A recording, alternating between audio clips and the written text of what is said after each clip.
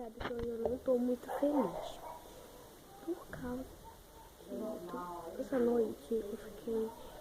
Foi ontem. Eu estou até de chorar. Tô quase me arrepiando. Olha isso. Não dá muito pra ver, porque, cara, eu não consigo parar de quase chorar. Porque, é sério, eu tô quase ficando arrepiada. Quando já começava a ficar arrepiada. Olha isso, tô quase chorando, sabe? Então, eu tô escutando muito barulho, mas não sei quando barulho eu tô escutando de noite.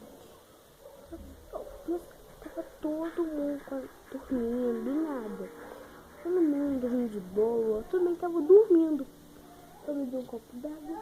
Enquanto isso que eu fui beber copo d'água, fui no banho. Não, primeiro eu fui no banho, depois eu fui beber água. Voltei, gente, não vi barulho. Gente, meu irmãozinho tá aqui. Gente, eu tô aqui com o Davinho. Fala oi. Não. Manda beijo pra ele, manda beijo.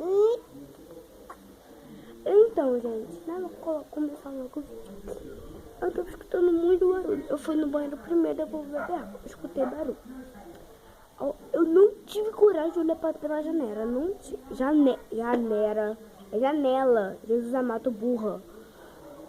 Eu não tive coragem de nem olhar pros lados. Não tive coragem de olhar pra nada, nem pra trás.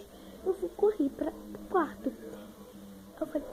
Eu acordei, velho, acho que eu fiquei ansiosa pra acordar ele. Ele não acordou de jeito nenhum.